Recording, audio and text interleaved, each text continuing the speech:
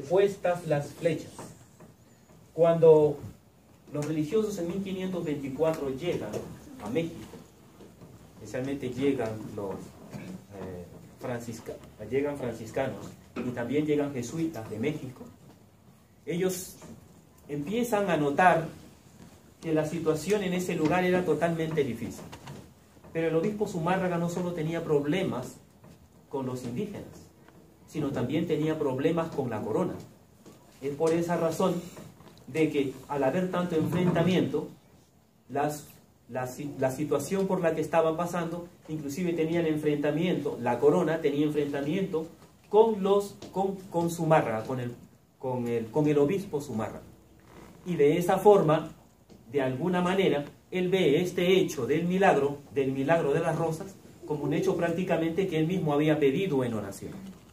Y desde ahí comienza la situación. Estudiando ahora a San Juan Diego, ellos mismos indican de que Juan Diego, al haberle quitado la tilma, la dejan ellos en la postre, pero Juan Diego le dan un lugar específico para que él se encargue a contar la situación por la que había pasado. Y le cuenta obviamente a la gente, porque el deseo de alguna forma de este hombre, al cual le habían dado o le habían dado un lugar al lado justamente del lugar donde se construye esa pequeña capilla, para que él contara la situación por la que estaba, la situación por la que él había vivido hace muchísimos años. Juan Diego obviamente cuenta los hechos ocurridos, pero en este caso el grupo de investigadores también se entera de la situación, y es por esa razón que don Antonio Valeriano recibe información ¿de quién? Del mismo Juan Diego, que es de primera mano. Porque aunque Juan Diego en aquella época, si se cuenta entre 1540 y 1545, escribe los hechos relatados sobre la Virgen de Guadalupe, San Juan Diego tenía por lo menos entre 65 a 70 años. Y Antonio Valeriano tendría en esa fecha por ahí entre 25 a 30 años. De alguna forma, cuando él recibe esta información, la cuenta de primera mano y la da a conocer en el documento llamado el Nican Mopocua. El Nican Mopocua, que tiene tres versiones, contadas una por Antonio Valeriano y otro por otros dos historiadores, de las cuales datan ya de 1560 hacia adelante. Y es por esa razón que el documento principal del que se cuenta es justamente este, el de 1540, el de 1540-1545, conocido como el Nican Mopocua. Ahora, hay que tener en cuenta esto. El Nican Mopocua, para que lo sepan, que es el documento que cuenta la vida por la que pasa, los hechos que ocurrieron entre el 9 al 12 de diciembre de 1531, es un documento que aparentemente está perdido o está desaparecido. Aparentemente. Han tratado de buscar o de ver la forma de cómo encontrar ese documento, y para ellos tenían que referirse justamente a los hechos ya desde hace más de miles de años atrás. Ahora,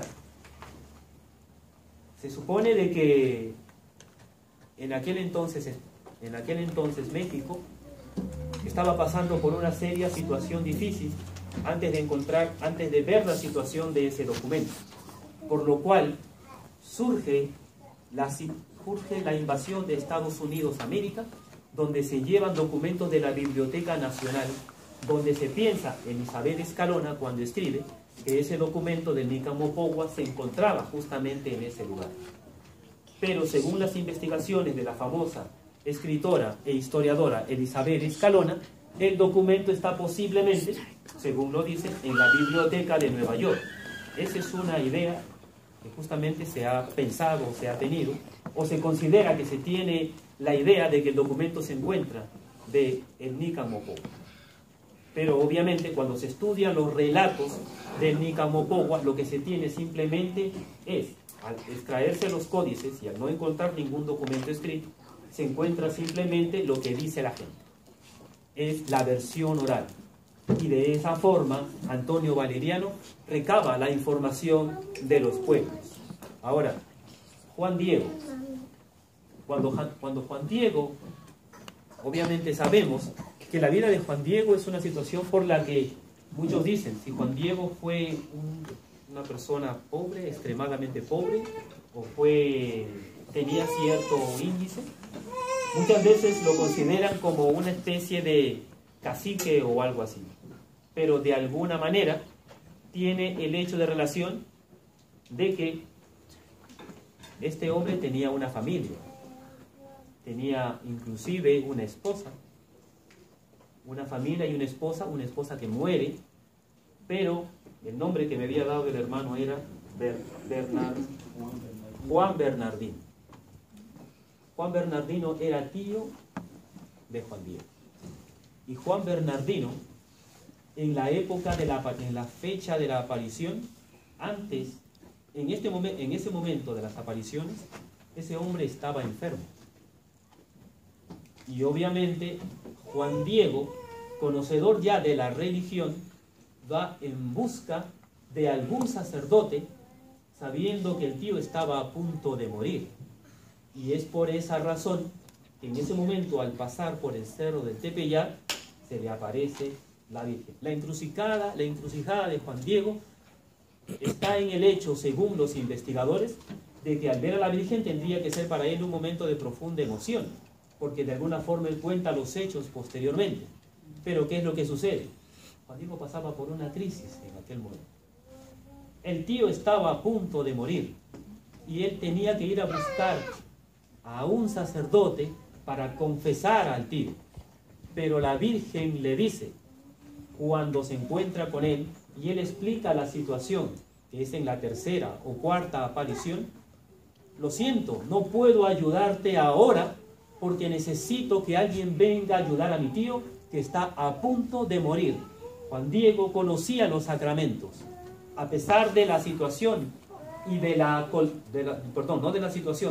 cultura, teniendo en cuenta la cultura por la que él vivía, él entra en la profundidad de los sacramentos de la religión católica y dice, yo tengo que confesar a mi tío antes de que se muera, para que, obviamente, pase a buen vivir. Pero la Virgen le dice, no estoy yo aquí, que soy tu madre. Eso es lo que la Virgen le dice al mundo. No está ella con nosotros, que es nuestra madre, cuando pasamos por situaciones difíciles. Cuando yo conversaba de este tema, me acuerdo con un muchacho de religión, él era mormón, él me decía, nosotros los evangélicos solo tenemos de preferencia a Jesús y de preferencia a Dios, que es nuestro único intercesor o nuestro único redentor. Cuando yo le empiezo a dar a este evangélico, a este mormón, una serie de versículos, se da cuenta él en ese momento de que obviamente la intercesión es parte de la Biblia o parte inclusive de los sacramentos. Entonces él me dice, ¿eso significa para ti que la Virgen es una diosa? No, la Virgen es la Madre de Dios, y eso es lo que Juan Diego recibe. La situación por la que pasa, a pesar del momento tan difícil, le dice, no estoy yo aquí que soy tu madre, y desde el primer momento le dice, acuérdate, date cuenta que yo soy la madre del mismo Dios. Así, no soy Dios, no soy diosa, no soy la diosa Tonantzin. Ya esta situación ha acabado. Estoy empezando a forjar en México una nueva religión para que nosotros seamos cristianos, no guadalupanos. Ojo, aquí hay que tener en cuenta una cosa, porque eso es lo que yo también, y esto me lo contó un mexicano, no me lo dijo cualquiera. A veces nosotros somos más guadalupanos que cristianos, lo cual no es que no esté mal, está muy bien, pero hay que tener en cuenta, inclusive, de que la Virgen lo aclara desde un principio. Yo soy la madre del verdadero Dios, yo soy la madre del mismo Dios. Ahora, Y con esta quiero terminar, no sé si vendrá alguna pregunta. Ya hace un rato yo dije de que este tema es muy amplio, yo puedo inclusive quedarme hasta más de 2 o 3 horas hablando. Cuando yo dije en un principio de que se había levantado un pueblo en el sur del país que llamado por los incas, y otro pueblo en el norte que estaban acercándose, y que en un momento dado la situación se trunca con la llegada de los españoles a América, esto de alguna forma los historiadores lo han querido dar a conocer como milagro, pero no se hubiera dado como milagro si es que la Virgen no se aparece en México. Hubiese sido otra situación posiblemente, y es muy posible de que ese hecho de que nosotros tengamos quizás no una situación difícil o complicada con los cambios, con el cambio de nuestra raza, es posible, es muy posible de que el milagro se haya dado, es muy posible, no sé, se haya ido preparando desde un principio, porque Dios hace las cosas en orden. Dios no hace las cosas así. Ahora, ¿por qué Guadalupe? Ya decía que con esto termino. Cuando hablaba yo de Juan Bernardino, muchas de las personas dicen de que después de haber ocurrido los hechos, cuando la Virgen se presenta ante el obispo para darle a conocer lo que él había visto, la Virgen se presenta también a Juan Bernardino para sanarlo de la enfermedad, y es él también que da a conocer el hecho de que la Virgen se le ha aparecido y lo había sanado, porque de acuerdo a la situación, la enfermedad que tiene este hombre, algunos dicen en la historia que fue un flechazo en una de las batallas que se tuvieron entre aztecas e indígenas, o otros dicen que inclusive fue una enfermedad que había llegado por medio de España. Los historiadores no se ponen de acuerdo en esa situación, pero lo que sí estaban de acuerdo es que Juan Bernardino estaba a punto de morir y de que había sanado porque la Virgen había influenciado para que Bernardino se sane. Entonces, de alguna forma, ellos piensan justamente que el milagro de Bernardino fue por la Virgen de Guadalupe que está en Extremadura, España. Una Virgen que ellos le llaman así porque en aquel entonces, hace 600 años, que se había perdido una Virgen y las habían encontrado. Esa es una de las versiones por la cual tiene el nombre de Guadalupe. Y lo otro es que la Virgen, cuando le habla a Juan Diego, le habla en su dialecto natal. Y le dice, yo obviamente no sé cómo se pronuncia, pero dice algo como Huaxirupe o algo así. Era una frase que le decía a Juan Diego. Y cuando Juan Diego pronuncia esa frase, los españoles le dicen, no, hermano, tú estás mal. No es Huaxitocuple, como estás diciendo, es Guadalupe. Y es por eso de que ellos, de acuerdo a una frase de que le estaba diciendo la Virgen lo que le había dicho a Bernardino y lo que le había dicho a Juan Diego en esa frase es lo que le había informado. La que pisa a la serpiente, le estaba diciendo.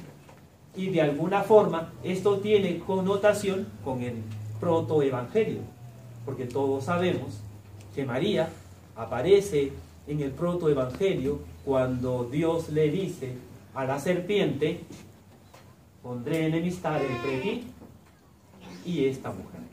De alguna forma, Bernardino lo que le estaba explicando al pueblo, y también Juan Diego, que en una frase en el dialecto Huaxitocuple no estaba hablando en el idioma natal la que pisa a la serpiente, esa es una versión.